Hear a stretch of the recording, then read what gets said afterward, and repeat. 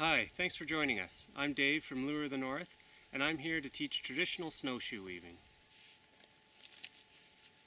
Today I'll be weaving a pair of Huron snowshoes similar to this one with this heavy monofilament line. So I have 400-pound test line for the main body here and 250-pound test line for the toe and the heel sections.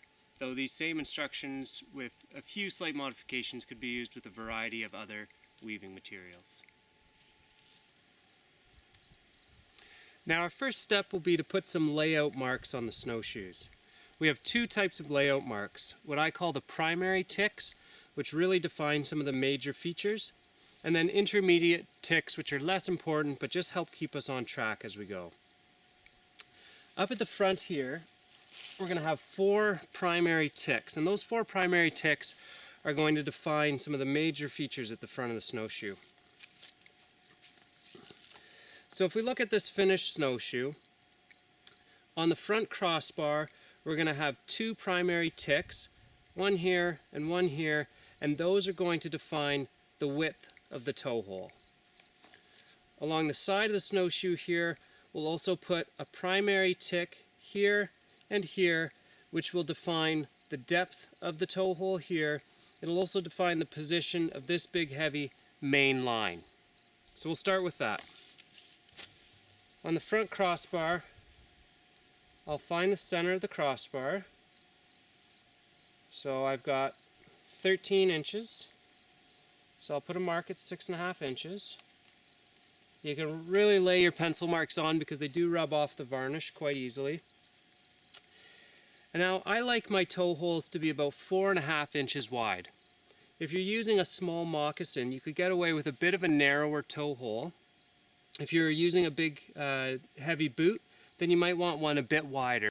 But I find 4.5 inches is a pretty good general size. So from that mark, I'll measure 2 1/4 one way and 2 1/4 the other way. And those will be primary tick marks. So those are main ticks that are going to help define the shape of the snowshoe. Next up, we'll lay our tick marks running back from the front crossbar.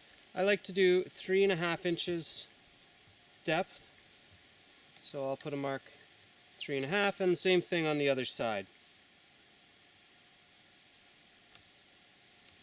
Now, just like the width here that I talked about of 4.5 inches, these are guidelines. For a bigger shoe, you could go with bigger sizes.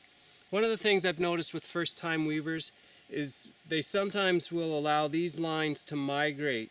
And if you try to go with these sizes I've mentioned, if you don't keep them right on those lines, you might end up with a toe hole that you find is too small for your foot. So if anything, as a first-time weaver, I would move this 4.5 inches out to 5 inches. And the 3.5 I might move down to 4.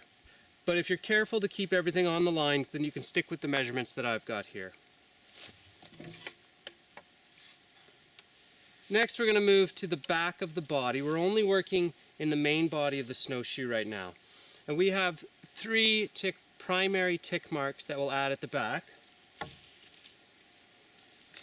One is simply to help us locate the middle of the rear crossbar, and our other 2 tick marks back here are going to help define the shape of our rear ties here. So we'll find the middle of our rear crossbar, put a nice big mark there, and then I like to do my rear ties at about 3 inches long. So I'll just measure up 3 inches from the front of the rear crossbar, put a mark there,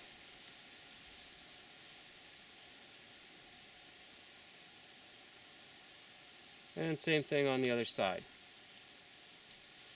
So I've done 3 primary ticks on the rear half of the body and 4 primary ticks at the front of your shoe.